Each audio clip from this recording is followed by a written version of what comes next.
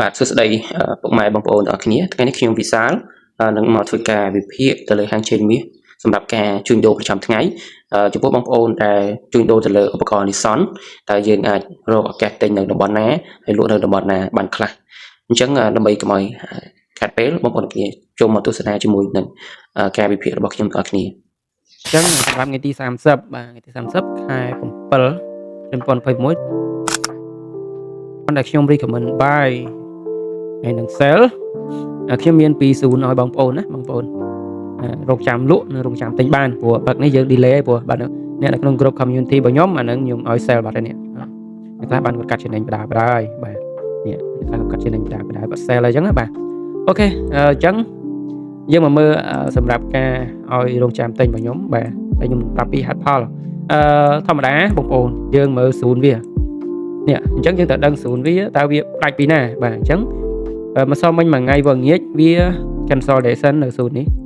ឬគេហៅ sideways បាទរួចវាស្ដាច់ liquidity វា break វា break មកទៅដូច break អញ្ចឹងតែវាអត់វាទោះតែទៅចូលមូចូលវិញរួចវាបង្កើតជា AVG នេះហើយវាបដទៅនោះវាឡើងទៅលើវិញបាទអញ្ចឹងអាកន្លែងនេះគឺជាតំបន់ resistance ចាស់របស់វាបាទតំបន់ជា resistance ចាស់អញ្ចឹងវាបាន break ផុត resistance ហ្នឹងនេះវាមកដល់កន្លែងហ្នឹងវាឡងទៅវិញដល់កន្លែងហ្នឹងវាឡងទៅវិញវាឡងធ្លាក់ណាដល់ឥឡូវដោយសារតែព័ត៌មានមិញបុកផ្ដាច់ភឹងអញ្ចឹងវា break ហើយវា break ហើយអញ្ចឹងបានថាឥឡូវនេះវានឹងផ្លាស់ប្ដូរ direction ឬគេហៅថា up trend ទៅវិញបាទ up trend ប៉ុណ្ណាគឺខ្ញុំអត់ដឹងថាវានឹងឡើងបន្តប្រហែល100លេខឬ200លេខអត់ដឹងទេតែសំខាន់វាឥឡូវនេះប្ដូរ direction អញ្ចឹងកាលណាតែវា up trend យើង follow ទៅលេខការរកស៊ូនទិញឲ្យខ្ពស់ជាងអញ្ចឹងស៊ូននេះគឺយើងអាចទិញបាននៅម្ដុំហ្នឹងបាទនៅតម្លៃ4048ស៊ូនហ្នឹងគឺជាតម្លៃដែលយើងអាចទិញបានបាទ4000នេះស៊ូននេះ4048 4040គុតហ្នឹងបាទក្នុង rank ហ្នឹងអាហ្នឹងគឺយើងអាចទិញបាន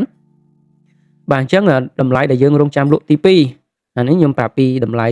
រងចាំទិញហើយនឹងរងចាំលក់បាទអញ្ចឹងរងចាំលក់យើងស្ថិតនៅក្នុងតម្លៃក្នុង rank តម្លៃ4107យើងសារបដិញដល់4000ត្រឹម15អីបានហើយបងប្អូនណាហ្នឹងហើយ4115នេះតម្លៃដែលខ្ញុំដាក់ឲ្យនេះបាទអូខេអញ្ចឹងគឺជាស៊ូនដែលយើង respect តែសម្រាប់ស៊ូនដែលខ្ញុំចាប់ឲ្យបងប្អូនណាកុំព្យាយាមលេង hold វែងពេកបាទយកត្រឹម5លេខទៅ10លេខឬ15លេខអីបានហើយពេលដែលវាប៉ះស៊ូនហ្នឹងយើងយក10លេខ15លេខអីទៅបាទអញ្ចឹងបានន័យថាម៉េចពេលដែលផ្សារវាចុះមកដល់ស៊ូនដែលខ្ញុំ respect ឲ្យបងប្អូនគ្នារងចាំទិញបាទនេះឥឡូវវាកំពុងធ្លាក់នេះបើវាធ្លាក់មកដល់ហ្នឹងយើងទិញដាក់មួយគ្រាប់មករួចវាហក់ឡើងទៅលើតែប៉ុណ្នេះអីត្រឹម10លេខអីបើយើងទិញទៅ48យើងយកត្រឹម58អីទៅបាទហ្នឹងវារត់ចេញបានហើយឬក៏5លេខអីទៅបានណាបាទអញ្ចឹងបើសិនជាវាមក retest ម្ដងទៀតយើងកុំចូលវាអាចនឹងមកយកណែបាទវាអាចមកយកស៊ូនេះគឺនៅខ្សែគុត16បាទស៊ូនេះយើងអាច hold បានណាបងប្អូនបានបើវាមកត្រឹមនេះវាហក់ឡើងទៅលើវិញឲ្យវាទៅតែយើងអាច take profit ហើយតែបើសិនជាវាមកចុះមកដល់នេះទៀតអាហ្នឹងយើងទិញកន្លែងនេះយើងអាច hold បានរៀងយូរព្រោះជាតំបន់ liquidity sweep ហើយកន្លែងនេះវាមាន AVG AVG នេះគឺវា AVG ដំបូងដែលវា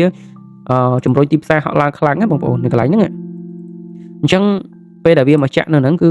មានភាគរយដែលយើងអាច hold បានណាបងប្អូនហើយវាប៉ះនៅគៀស៊ូនធំរបស់វា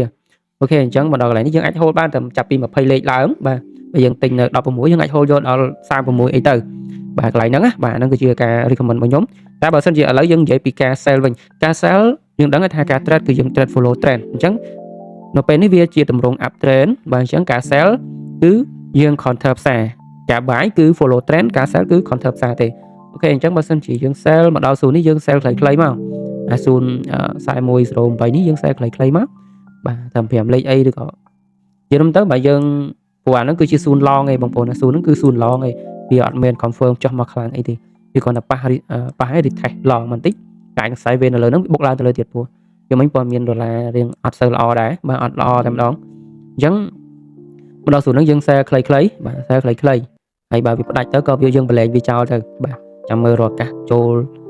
រត់ទិញឬក៏អីបន្តទៀតនៅថ្ងៃស្អែកបាទអញ្ចឹងការ recommend របស់ខ្ញុំមានតែប្រហែលចំណុចហ្នឹងទេទី1យើងរងចាំ sell តែ sell ខ្លីបាទកន្លែងនេះនៅ4107ហើយបើយើងរងចាំទិញយើងទិញនៅខ្សែគុត48ខ្សែគុត48នេះអាហ្នឹងមកតង់បើសិនជាយើង take profit បានហើយប្រឡែងវាចោលទៅហើយបើសិនជាវាព្យាយាមបុកបែកមកក្រោមមកដល់ខ្សែគុត16អានេះយើងទិញបានម្ដងទៀតហើយយើងអាច hold ចន្លោះពី20លេខឡើងបានអូខេអញ្ចឹងខ្ញុំមានតែប៉ុណ្្នឹងការ recommend របស់ខ្ញុំបាទ បាទអញ្ចឹងចំពោះបងប្អូនដែលចង់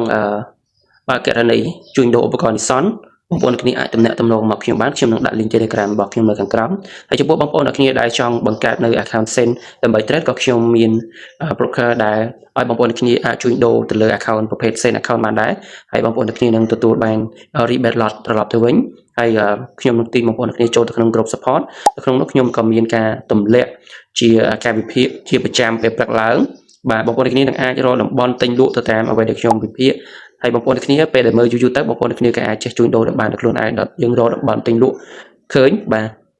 អញ្ចឹងបាទបងប្អូនគ្នាពេញចិត្តវីដេអូការវិភាគប្រចាំថ្ងៃរបស់ខ្ញុំនេះសូមជួយចុច like share comment អ្នកមួយដើម្បីឲ្យខ្ញុំមានកម្លាំងចិត្តធ្វើការវិភាគជូនបងប្អូនតគ្នាបន្តទៀតបាទអរគុណច្រើនសូមជម្រាបលា